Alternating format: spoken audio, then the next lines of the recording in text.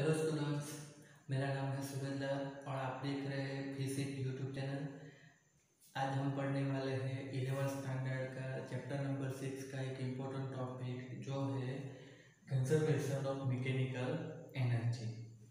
Mechanical energy की हम बात करेंगे तो यहाँ पर मैकेनिकल एनर्जी क्या होती है तो उसको ई से डिनोट करते हैं और वो के प्लस वी। के मतलब काइनेटिक एनर्जी, वी मतलब पोटेंशियल एनर्जी होता है। तो इलेक्ट्रिक एनर्जी दोनों का एडिशन होता है, मैकेनिकल एनर्जी दोनों का एडिशन होता है। तो हमको यहाँ पर क्या बतलाना है कि कंजर्वेशन ऑफ मैकेनिकल एनर्जी मतलब ये दोनों का जो समेशन है उसमें कोई चेंज नहीं आता है। मतलब दोनों की वैल्यू चेंज हो सकती है बट दोनों का जो एडिशन है वो कांस्टेंट रहता है। ये चीज़ हमको बतलानी है। अब ये चीज़ हम स्टार्ट करने से पहले कुछ देख लें कि काइनेटिक एनर्जी की हम बात करें तो काइनेटिक एनर्जी क्या होती है तो ability to do work due to motion. Motion की वजह से वर्क करने की कोई एबिलिटी होती है तो जिसको हम बोलते हैं काइनेटिक एनर्जी। क्या होता है 1/2mv²। वैसे क्या होगा कि पोटेंशियल एनर्जी आएगी तो ability to do work due to their position और कॉन्फ़िगरेशन। तो ये क्या हो जाएगा तो mgh आ जाता है। अब यहाँ पर क्या होगा कि ये जो mgh आता था, ठीक है, तो ये किसकी वजह से होता था तो कोई एक्सटर्नल फोर्स की वजह से मिलने वाला पोटेंशियल एनर्जी था, ठीक है। अब हमको यहाँ पर जो प्रूव करना है तो सबसे पहले हम यहाँ पर क्या देखेंगे कि ये हम वन डायमेंशन के लिए प्रूव करेंगे, ठीक है। ये चीज़ आपको याद रखनी है वन डायमेंशन के लिए। अब देखो कि हम यहाँ पर जो फील्ड लेंगे, ठीक है, तो ये जो फील्ड हमारा होगा वो कौन सा होगा तो कंजर्वेटिव होगा। कंजर्वेटिव फील्ड की हम बात करेंगे यहाँ पर। तो कंजर्वेटिव फील्ड में क्या होगा कि कंजर्वेटिव फोर्स होगा। तो कंजर्वेटिव जो फोर्स होता है ये कंजर्वेटिव फोर्स एफ की वजह से कोई डेल्टा एक्स कितना डिस्प्लेसमेंट हो रहा है, ठीक है। तो यहाँ पर होने वाला वर्क डन क्या आएगा एफ डॉट डेल्टा एक्स हो जाएगा। अब according to work energy theorem क्या होगा कि जो वर्क डन होगा वही क्या होगा चेंज इन काइनेटिक एनर्जी। तो डेल्टा के इक्वल टू क्या आएगा एफ डॉट डेल्टा एक्स आएगा। अब हम पोटेंशियल एनर्जी की बात करते हैं तो पोटेंशियल एनर्जी क्या होता है तो work negative value of work done by conservative force होता है, ठीक है। कंजर्वेटिव फोर्स मतलब कि ग्रेविटेशनल फोर्स, ठीक है। तो हमने पिछले वीडियो में देखा था कंजर्वेटिव फोर्स के बारे में। तो होता क्या है कि देखो कंजर्वेटिव फोर्स की वजह से होने वाला वर्क डन क्या होगा तो एफ डॉट डेल्टा एक्स हो जाएगा, ठीक है। बट अब इसका नेगेटिव वैल्यू हम ले लें तो वो क्या कहलाएगा तो वो हो जाएगा पोटेंशियल एनर्जी, ठीक है। अब यहाँ पर डेल्टा एक्स से डेल्टा वी आएगा, ठीक है, ये याद रखना है। तो अब देखो तो क्या होगा ये पहला और ये दूसरा। तो यहाँ से हम क्या लिख सकते हैं कि delta K equal to minus delta V, ये पोटेंशियल एनर्जी है, ठीक है, वेलोसिटी मत समझ लेना। अब यहाँ से हम क्या लिख सकते हैं delta K plus delta V equal to 0 लिख सकते हैं। तो डेल्टा बाहर निकल आएगा तो क्या बचेगा के प्लस वी बचेगा इक्वल टू 0। तो ये जो के प्लस वी है इसी को बोलते हैं टोटल एनर्जी या मैकेनिकल एनर्जी, ठीक है। तो इसको हम लिख सकते हैं डेल्टा ई इक्वल टू 0, ठीक है। तो अब देखो कि change in mechanical energy is 0 मतलब कि आपके वैल्यू में कोई चेंज ही नहीं आ रहा है, दैट मीन्स कि आप कांस्टेंट हो, ठीक। अब देखो एग्जांपल कि जो पाई होती है तो उसकी वैल्यू क्या होगी 3.14 होती है ना। अब आप सर्कल का एरिया निकालो या सिलेंडर का निकालो, जहाँ पर भी आप पाई यूज करोगे तो पाई की वैल्यू 3.14 ही लेंगे, ठीक है। अब कुछ डेढ़ साने बोल भी देंगे कि 3.14 के आगे भी आते हैं बट हम 2 डेसिमल पॉइंट की वैल्यू लेते हैं ना मतलब, या फिर 22/7 आती है, ठीक है। बट होता क्या है कि कहीं पर भी आप यूज़ करो तो ये कांस्टेंट रहता है, इसमें कोई चेंज आता है नहीं आता ना। तो वैसे ही यहाँ पर देखो कि डेल्टा ई लिखा है मतलब चेंज इन मैकेनिकल एनर्जी वो क्या आ रहा है 0।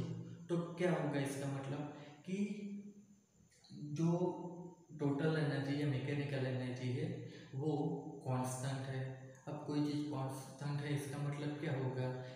प्रोसेस होने से पहले जितनी थी उतनी प्रोसेस होने के बाद है। इसका मतलब क्या है कि उसका कंजर्वेशन होता है। ठीक है, यही है हमारा कंजर्वेशन ऑफ मैकेनिकल एनर्जी। तो उसमें क्या होगा कि डेल्टा E इक्वल टू 0 आता है। अब यहाँ पर आप देखो तो K प्लस V है, तो क्या होगा कि काइनेटिक एनर्जी भी पोटेंशियल एनर्जी, तो इनकी जो वैल्यू है वो कुछ कम ज़्यादा हो सकती है, बट ओवरऑल जो दोनों का एडिशन होता है वो क्या होगा, कांस्टेंट ही रहता है। तो ये चीज़ को हम क्या करेंगे कि एक एग्जांपल के थ्रू समझते हैं। ठीक है, इसका हम एक एग्जांपल लेते हैं। तो एग्जांपल हम क्या ले रहे हैं कि मान लो कि ये कोई एच ऊंचाई है, ठीक, एच हाइट है, ठीक है। एच हाइट से यहाँ पर बीच में कोई स्मॉल एच हाइट है, यहाँ पर हाइट क्या होगी, 0 होगी। हमने पिछले वीडियो में देखा था, ठीक है, क्या देखा था कि जो भी रेफरेंस सरफेस ली जाएगी वहाँ पर हाइट 0 मानी जाती है। तो यहाँ पर हाइट 0 है, यहाँ पर एच है और यहाँ पर कैपिटल एच हाइट है। तो अब यहाँ से ये कोई ग्रेविटेशनल फील्ड में है, तो मतलब क्या हो गया कि ये कंजर्वेटिव फील्ड हो गया। अब एच हाइट से क्या होगा कि यहाँ पर इनिशियल वेलोसिटी 0 है, यहाँ से कोई ऑब्जेक्ट को नीचे फ्री फॉल करवाया जा रहा है, तो यहाँ पर आने पर इसकी वेलोसिटी क्या हो जाएगी, वी एच जितनी हो जाएगी, और यहाँ पर इसकी वेलोसिटी वी एफ फाइनल हो जाएगी। इस केस में क्या हो सकता है वो देखिए। तो हम सबसे पहले ई एच, यहाँ पर हम टोटल एनर्जी फाइंड करेंगे। तो टोटल एनर्जी मतलब क्या होगा, 1/2v² प्लस mgh, ये टोटल एनर्जी हो गई। तो इस केस में देखो h के लिए क्या होगा, हाइट, h हाइट पर वेलोसिटी क्या होगी, 0 होगी, वहाँ से तो हम फ्री फॉल करवा रहे हैं, तो मतलब ये वाला टर्म निकल जाएगा। और इसमें क्या होगा कि h, स्मॉल h की जगह कैपिटल H आ जाएगा। तो हमको यहाँ से ई एच क्या मिलेगा, तो एम जी कैपिटल H मिलेगा, ये एक हो गया। अब हम बात करते हैं स्मॉल h हाइट पर, तो इसके लिए क्या होगा, ई स्मॉल h, वो हमको कैसे मिलेगा, तो 1/2 m। अब देखो जो भी ऑब्जेक्ट होगा, ठीक है, इसको मैं यहाँ से ऊपर ले गया तो क्या हुआ, इसकी पोटेंशियल एनर्जी इंक्रीज हुई। अब मैं इसको यहाँ से छोड़ दूँ तो क्या होगा, इसकी काइनेटिक एनर्जी इंक्रीज होने वाली। बट दोनों केस में क्या होगा, इसका मास तो सेम ही रहने वाला है ना, तो क्या होगा, मास सेम रहेगा, तो हर बार हमको मास अलग बढ़ाने की जरूरत नहीं है। अब देखो एच हाइट पर क्या हो जाएगा कि वी एच, उसकी वेलोसिटी हमने ली थी, तो वी एच का स्क्वायर हो जाएगा, प्लस इधर क्या हो जाएगा, एम जी स्मॉल एच वो रह जाएगा। अब ई जीरो की बात करते हैं ग्राउंड लेवल पर, तो वहाँ पर क्या हो जाएगा, तो वहाँ पर आप देखोगे तो वेलोसिटी वी एफ है, तो ये क्या आ जाएगा, 1/2 m वी एफ स्क्वायर, ठीक है। एम जी नहीं आएगा, तो नहीं आएगा, हाइट 0 हो जाएगी, तो पूरा टर्म 0 हो गया। तो ये हमको क्या हुआ, ये दूसरा और ये तीसरा इक्वेशन मिला, तो तीन चीज हमको यहाँ पर मिल गई है। अब यहाँ से हम क्या कर सकते हैं कि तीनों का वेलोसिटी निकाल सकते हैं, ठीक, सॉरी दो का। तो यहाँ पर तो 0 ही थे ना, यहाँ पर कुछ थी, यहाँ पर कुछ थी, तो हम क्या करते हैं, पहले इसको यहाँ को और यहाँ को कंपेयर करते हैं, और यहाँ को और यहाँ को कंपेयर करते हैं, मतलब कि एच हाइट पर और ग्राउंड पर, और फिर एच हाइट पर और स्मॉल एच हाइट पर कंपेयर करते हैं। तो पहले देखो E zero equal to E capital H, तो हम यहाँ से क्या लिख सकते हैं, ई जीरो क्या है, तो 1/2 m V F square equal to E H क्या है, तो m जी कैपिटल एच। अब यहाँ पर वेलोसिटी वी एफ है, तो वी एफ को सब्जेक्ट बनाओ, तो देखो क्या होगा, 1/m तो दोनों साइड से कैंसिल हो जाएगा, तो क्या बचेगा, ये V F square equal to क्या हो जाएगा, 2g h कैपिटल है, ठीक है। तो क्या हो जाएगा कि स्क्वायर रूट ले लो, तो अंडर रूट में 2g h, ये क्या हो जाएगा कि यहाँ पर जो फाइनल वेलोसिटी मिलेगी वो हो जाएगी। अब बीच में वेलोसिटी क्या है, वी एच, तो उसको हमें फाइंड करना है, तो कैसे करेंगे, तो E H equal to E capital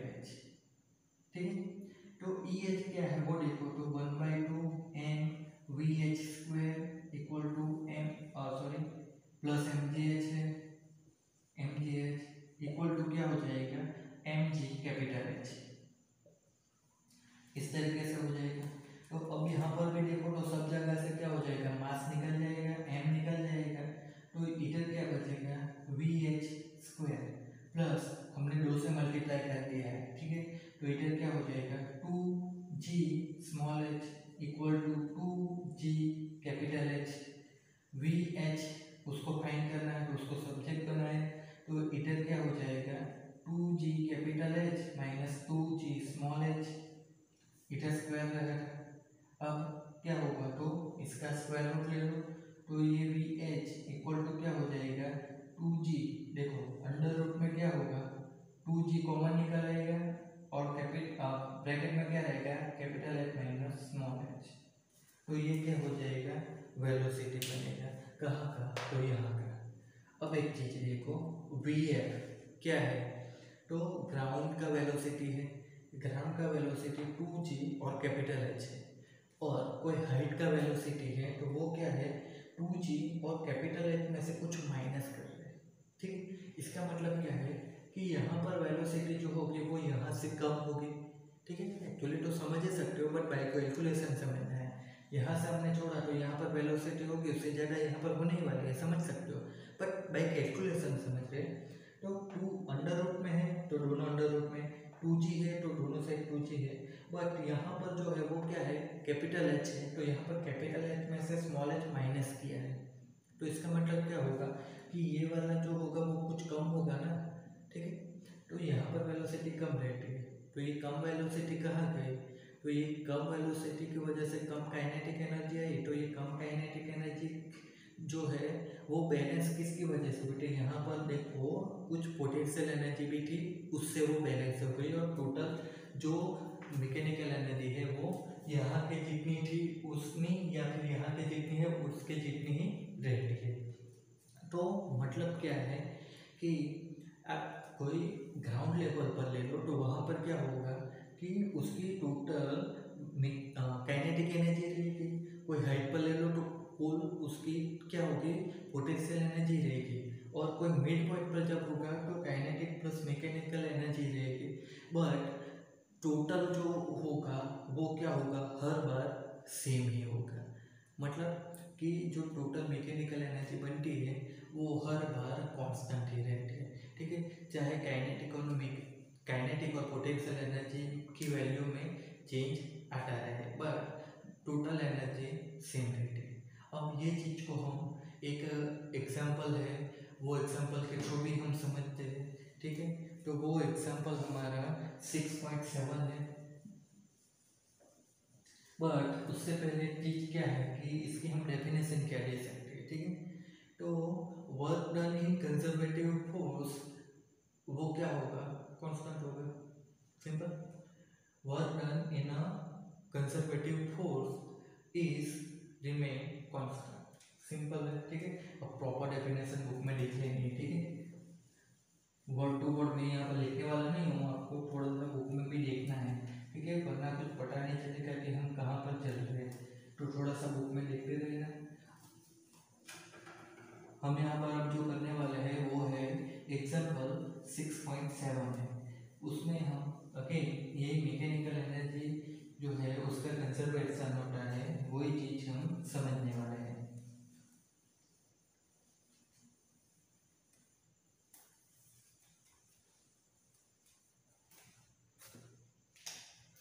example 6.7, अब इसमें हमको क्या बोला गया है कि कोई एल लेंथ की स्ट्रिंग के ऊपर एक एम मास वाला बॉब लगाया हुआ है। अब इसको इनिशियली क्या होगा कि कोई वेलोसिटी दी जाए तो वो इनिशियल वेलोसिटी की वजह से क्या होगा कि वो इस तरीके से घूमकर क्या होगा कि सी पॉइंट के पास चला जाए, ठीक है। तो वहाँ पर जाके क्या होगा कि वो थोड़ा सा मतलब स्लो हो जाएगा या डिले हो जाएगा, तो हमको यहाँ पर क्या करना होगा कि यहाँ का हम इनिशियली v0 लेते हैं, फिर ये कोई b पॉइंट है वहाँ का वेलोसिटी vp, c लिया तो यहाँ का वेलोसिटी vc, ये हमको फाइंड करना है। उसके बाद तो हम यहाँ पर लिख देते हैं v0 equal to vb equal to और vc इक्वल टू, उसके बाद हमको दूसरा फाइंड करना है कि kb अपॉन kc, मतलब यहाँ का काइनेटिक एनर्जी और यहाँ का काइनेटिक एनर्जी का रेशियो। अब यहाँ का क्यों नहीं आएगा, तो भाई यहाँ कैसे आ सकता है, इनिशियल वेलोसिटी तो कुछ जीरो हो गई ना, ठीक है। यहाँ पर तो इस वजह से तो के बी अपन कैसे हो गया, और एक कमेंट करना है कि जब ये बॉब यहाँ से घूमकर सी पॉइंट पर आएगा तब उसका जो ट्रेजेक्टरी होगा वो कैसा होगा उसके ऊपर हमको कमेंट करना है। तो वो तो बाद में देखेंगे, पहले हम क्या करते हैं V0 VB BC वो फाइंड करते हैं, ठीक है। तो वो फाइंड करने से क्या हो जाएगा कि काइनेटिक एनर्जी हम फाइंड कर सकते हैं यहाँ की काइनेटिक एनर्जी के लिए तो वेलोसिटी चाहिए, तो पहले ये फाइंड करते हैं। तो पहले देखो कि यहाँ का, तो अब एक चीज तो याद होगी कि ये क्या है, कंजर्वेटिव फील्ड में है। अब कंजर्वेटिव फील्ड में दूसरा क्या है कि जो रेफरेंस सरफेस हम लेते हैं तो वहाँ का हाइट एज इक्वल टू 0 लिया जाता है, ठीक है। अब हम यहाँ पर क्या देखेंगे कि सबसे पहले ये E0 लेंगे, तो E0 हमको क्या मिलेगा 1/2 mv0 स्क्वायर मिलेगा, ठीक है। अब यहाँ पर हाइट 0 है तो उसकी कोई पोटेंशियल एनर्जी नहीं आने वाली है, इसलिए ये इतना ही रहने वाला है। दूसरा हम लेंगे EB, मतलब ये वाले पॉइंट के ऊपर की मैकेनिकल एनर्जी। अब मैकेनिकल एनर्जी क्या है, कंजर्वेटिव, मतलब हर जगह पर वो सेम रहती है, ठीक है। तो यहाँ पर क्या होगा भाई, तो जब ये चीज़ यहाँ से यहाँ जाएगी तो उसकी पोटेंशियल एनर्जी कम होगी, काइनेटिक एनर्जी बढ़ेगी, पर टोटल एनर्जी सेम ही रहती है, ठीक है। यहाँ पर कुछ बढ़ेगा घटेगा वो क्या होगा, kinetic energy and potential energy में होगा, ठीक है। बट ई तो मैकेनिकल टोटल एनर्जी है, तो वो तो हर जगह पर यहाँ पर या यहाँ पर मैकेनिकल एनर्जी तो सेम ही रहेगी, बढ़ेगा घटेगा क्या, काइनेटिक और पोटेंशियल एनर्जी, तो डोंट बी कंफ्यूज। अब देखो EB, तो यहाँ पर क्या होगा, तो यहाँ का 1/2 mvb स्क्वायर, ठीक है।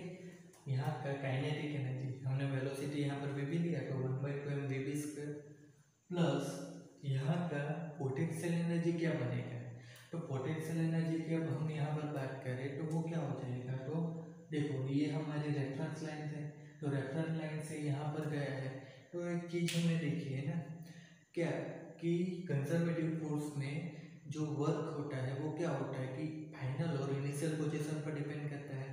तो जब चीज़ यहाँ पर गई है तो उसके पार्ट पर तो वो डिपेंड करता नहीं है कि वो इधर से इधर गया या इधर से इधर गया। यहाँ पर बीबी पर गया, डेट मीन्स कि उसने क्या किया है कि रेफरेंस लाइन से इतनी हाइट पर गया है, तो ये हाइट पर गया है तो क्या होगा कि इसके पार्ट पर तो डिपेंड करता नहीं है, तो ये हाइट जो होगी वो सबके लिए यहाँ पर भी वही होगी, तो ये हाइट कितनी है एल जितनी, तो यहाँ पर हमको क्या मिलेगा mg कैपिटल है, ये क्या हो जाएगा इसका पोटेंशियल एनर्जी। अब EC की बात करें, मतलब ये वाले पॉइंट की, तो यहाँ पर हमको क्या मिलेगा 1/2 m, यहाँ का वेलोसिटी vc लिया है, ठीक है, तो vc स्क्वायर प्लस, अब यहाँ पर जो हाइट होगी वो क्या हो जाएगी, तो देखो यहाँ से यहाँ गया तो वो हाइट l हुई, तो अब ये पूरा घूम के इधर जाएगा तो मतलब ये भी l होगा, तो टोटल हाइट क्या हो जाएगी 2l हो जाएगी, ठीक है ना। ये l है तो ये वाला भी तो l ही होगा ना, ठीक है, मतलब एक रेडियस है l का तो उसका डायमीटर क्या होगा 12 होगा ना, वही। तो यहाँ पर हमको 2 mgl मिलेगा। तो ये पहले देखो, पहले क्या किया हमने 1, 2 और 3, जो तीनों जगह के वेलोसिटी फाइंड करनी है तो तीनों जगह की मैकेनिकल एनर्जी हमने लिख ली। अब यहाँ पर देखो, यहाँ पर m मास वाला ऑब्जेक्ट है, बॉब है मतलब, तो उसकी वजह से क्या होगा कि इसके ऊपर नीचे की ओर ग्रेविटेशनल फोर्स mg लगेगा। अब कोई स्ट्रिंग के ऊपर हम m जितना मास लगाओ तो उसके ऊपर क्या होगा टेंशन जनरेट होगा, तो उस वजह से क्या होगा कि यहाँ पर ऊपर टेंशन आएगा। अब सिंपल चीज़ है ना, ठीक है, आप कोई स्ट्रिंग को लो और छोड़ दो ऐसे, तो क्या होगा कि वो ऐसे टेढ़ी मेढ़ी रहेगी, बट कोई भी आप ऑब्जेक्ट लगाओ तो वो क्या होगा उतना नीचे की ओर खींचेगी ना, तो वो सीधी हो जाती है, तो वो टेंशन है तभी सीधी होती है, वरना वो टेढ़ी मेढ़ी रहती है, ठीक है। तो टेंशन तो यहाँ पर होगा ही, डिपेंड करेगा कि वो मास के ऊपर बट होता है। तो यहाँ से एक चीज़ देखो कि ये टेंशन और ये ग्रेविटेशनल फोर्स तो हो गया, बट दूसरा क्या है कि ये जो ऑब्जेक्ट है ये क्या हो रहा है सर्कुलर अब मोशन करने वाला है। अब सर्कुलर मोशन करेगा तो क्या होगा कि वहाँ पर सेंट्रीपिटल फोर्स आएगा। जब कोई चीज़ चैप्टर 7 में सेंट्रीपिटल एक्सेलरेशन की बात की थी और फिर चैप्टर 5 में सेंट्रीपिटल फोर्स आएगा, तो यहाँ पर क्या होगा कि अब सेंट्रीपिटल फोर्स आएगा वो किसके इक्वल होगा, तो सेंट्रीपिटल फोर्स ये डायरेक्शन में होगा, ठीक है, सेंटर के डायरेक्शन में रहता है टुवर्ड्स द सेंटर। तो अब देखो यहाँ का टोटल फोर्स जो है वो क्या होगा, तो वो होगा T माइनस एम जी, ठीक है। T माइनस एम जी क्यों है, अगर ग्रेविटेशनल फोर्स ज़्यादा हो गया तो ये दूरी तो टूट जाएगी ना, समझ लो, ऊपर की ओर फोर्स ज़्यादा है नीचे की ओर कम है तभी तो ये टंगा रहेगा ना, वरना तो टूट नहीं जाएगा। तो T माइनस एम जी हम करेंगे, ठीक है। तो T मतलब ज़्यादा है इसलिए टेंशन ज़्यादा रहेगा, नीचे की ओर कम रहेगा। तो ये जो T माइनस एम जी होगा ये नेट फोर्स आएगा वो किसके इक्वल होगा, तो ग्रेविटेशनल सेंट्रीपिटल फोर्स के बराबर। तो सेंट्रीपिटल फोर्स क्या होगा, तो M V zero square upon radius होता है, तो रेडियस यहाँ पर एल है तो ये एल आ जाएगा, ठीक है। तो अब क्या होगा, ये जो बॉब है यहाँ से घूम के ऊपर जाएगा। अब यहाँ पर था तो टेंशन टी था, बट ये घूम के जब सी पॉइंट पर जाएगा तो वहाँ पर तो क्या हो जाएगा कि ये टेंशन के ऑपोजिट डायरेक्शन में होगा, मतलब टेंशन एक्चुअली होगा ही नहीं, है ना। आप एक चीज एक स्ट्रिंग के साथ नीचे लगाओगे तो क्या होगा कि उसके ऊपर टेंशन जनरेट होगा, बट ये चीज को आप ऊपर ले जाओ, ठीक है, तो क्या होगा वहाँ पर थोड़ी स्ट्रिंग टेंशन जनरेट होता है, तो मतलब सी पॉइंट पर जब पॉप आएगा तो टेंशन क्या हो जाएगा, जीरो। तो जब सी पॉइंट होगा तो टी इक्वल टू क्या हो जाएगा, जीरो। तो सी पॉइंट के पास हम यहाँ से क्या लिख सकते हैं, एम जी इक्वल टू क्या हो जाएगा एम, और वी जीरो की जगह सी पॉइंट का वेलोसिटी क्या आ जाएगा, वी सी का स्क्वायर डिवाइड बाई एल। तो यहाँ से हम देखो तो क्या होगा, V C square equal to क्या होगा जी एल, तो वी सी इक्वल टू क्या आ जाएगा अंडर रूट जी एल। ये चीज हमको फाइंड करनी थी एक, तो वी सी मिल गया हमको, है ना, ठीक है।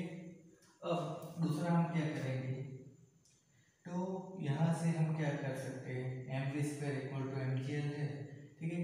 तो ये चीज हम यहाँ पर लगाते हैं, ठीक है, यहाँ पर ये चीज हम लगाते हैं तो हमको क्या मिलेगा कि ई सी इक्वल टू हमको क्या मिल सकता है, तो एम वी स्क्वायर उसकी जगह हम क्या लिख सकते हैं, तो देखो one by two as it is M C square equal to ये क्या बन जाएगा एम जी एल, तो M G L plus two M G L as it is, तो टू एम जी एल,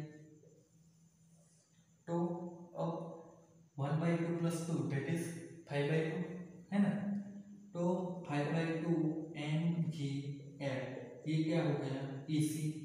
अब इसको हम क्या करेंगे, ई जीरो के साथ कंपेयर करेंगे। देखो अगेन बोल रहा हूँ कंफ्यूज मत हो, क्या होगा यहाँ का मैकेनिकल एनर्जी और यहाँ का मैकेनिकल एनर्जी तो सेम ही रहने वाला है ना, चेंज तो बस काइनेटिक एनर्जी और पोटेंशियल एनर्जी में होगा। तो यहाँ का मैकेनिकल एनर्जी हमने फाइंड किया कितना, five by two G M G L, और यहाँ का mechanical energy one by two M V zero square है। तो अब होगा क्या कि हम E zero equal to E C इस तरीके से लिख सकते हैं, तो ई जीरो क्या है one by two M V zero square equal to E C, तो वो है five by two M G L. तो यहाँ से V zero square equal to हम क्या लिख सकते हैं फाइव जी एल, तो वी जीरो क्या हो जाएगा अंडर रूट में फाइव जी एल हो जाएगा, तो ये दूसरा हो गया, ठीक है। पहले निचला फिर ऊपला, अब बीच वाला देखो, ठीक है। तो बीच वाला फाइंड करने के लिए क्या होगा कि ये वाला हमको लेना है, फिर ई बी वी बी हमको फाइंड करना है, तो ई बी को लो, तो ई बी इक्वल टू हम क्या करेंगे ई जीरो करेंगे, ई बी की वैल्यू क्या है वो लिखो, तो one by two M V B square, ठीक है, मैंने लिख रहा हूँ ऊपर बोर्ड देखते रहना, ठीक है, plus M G N equal to क्या होगा ई जीरो, मतलब one by two M V zero square, M E B की वैल्यू यहाँ से ली, ई जीरो की वैल्यू यहाँ से ली, दोनों को कंपेयर किया है। अब हमको जो फाइंड करना है वो क्या है, तो वी बी स्क्वायर फाइंड करना है, तो वी बी स्क्वायर पहले देखो, तो क्या होगा कि हम पहले दो से मल्टीप्लाई कर लेते हैं, तो दो से मल्टीप्लाई करने पर क्या हो जाएगा ये N V B square plus equal to M V zero square, इस तरीके से हो जाएगा। अब देखो तो हर जगह से m कैंसिल हो जाएगा, तो V B square equal to यहाँ से क्या होगा 2gl सॉरी प्लस है इक्वल टू, इधर देखो तो वी जीरो स्क्वायर एक्चुअली क्या है 5gl है ना, वो लिख लो क्योंकि यहाँ पर gl है तो यहाँ पर भी 5gl, m कैंसिल हो चुके हैं, तो वीपी क्या होगा 3gl होगा, तो वीबी स्क्वायर 3gl होगा, वीबी क्या होगा अंडर रूट में 3gl हो जाएगा। तो यहाँ पर हमको जो फाइंड करना था वो मिल चुका है। देखो क्या फाइंड करना था वी जीरो, तो वो आ गया अंडर रूट में 5gl, फिर क्या था वीबी, तो क्या आ गया कि अंडर रूट में 3gl, और फिर क्या आ गया वीसी, तो अंडर रूट में gl। अब यहाँ पर एक चीज समझने वाली है, देखो हर जगह पर क्या है अंडर रूट में gl, अंडर रूट में gl, अंडर रूट में gl, ठीक है। तो अब एक चीज समझो, under root 1 is less than under root 3 is less than under root 5, ठीक है। तो अंडर रूट 1 मतलब यहाँ पर कितने है तो 1 ले सकते हैं ना, तो ये क्या है वीसी लेस देन क्या हो जाएगा वीबी लेस देन क्या हो जाएगा वी जीरो, लिख सकते हैं ना ऐसा, ठीक है। तो क्या होगा कि यहाँ की काइनेटिक एनर्जी जो होगी वो इसकी कंपेयर में क्या होगी कम होगी, वही चीज हो जाएगी ना, सी जितना ज़्यादा अपना काइनेटिक एनर्जी ज़्यादा, तो होगा क्या कि यहाँ की काइनेटिक एनर्जी क्या होगी यहाँ से कम होगी और यहाँ की यहाँ से कम होगी। ऐसा क्यों हो रहा है, तो यहाँ पर से जो बॉब था उसको वेलोसिटी इनिशियली दिया गया है, यहाँ से इसको कुछ फोर्स दिया गया है, बट उसके बाद तो उसके ऊपर कोई फोर्स लगा ही नहीं ताकि कि जो उसको आगे बढ़ा सके। तो यहाँ से मतलब एक चीज़ है ना कि आपने ऐसा कुछ पेंडुलम जैसा है, ठीक है, यहाँ से लटका है पेंडुलम में ऐसा घूम रहा है, तो यहाँ से आपने एक बार मारा तो यहाँ पर वेलोसिटी ज़्यादा रहेगी ना, तो ये वेलोसिटी ऊपर जाएगी, तो यहाँ पर आ जाएगा तो उसकी वेलोसिटी कम होती ही जाएगी ना।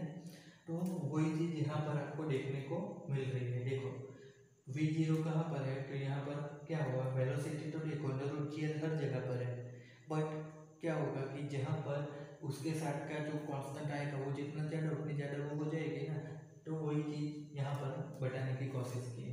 दूसरा क्या है केबी बाई के सी, तो केबी बाई के सी को हम क्या लिख सकते हैं, तो ये हो जाएगा 1/2 M V B square divide by 1/2 M V C square. तो अब देखो वी बी स्क्वायर है, तो वी बी स्क्वायर हमको क्या मिला 3gl और divide by V C square, तो वो क्या हो जाएगा ओनली gl, तो ये दोनों का रेशियो क्या आ जाएगा सॉरी 3 हो जाएगा, है ना, या फिर आप बोल सकते हो 3:1 बोल सकते हो। तो ये हो गया केबी बाई के सी। और लास्ट जो इम्पोर्टेंट है क्या है कि जब बॉब यहाँ से घूम कर यहाँ पर आ गया, ठीक है, तो उसके बाद उसका ट्रेजेक्ट्री क्या होगा, तो उसके लिए दो पॉसिबिलिटी होगी, ठीक है।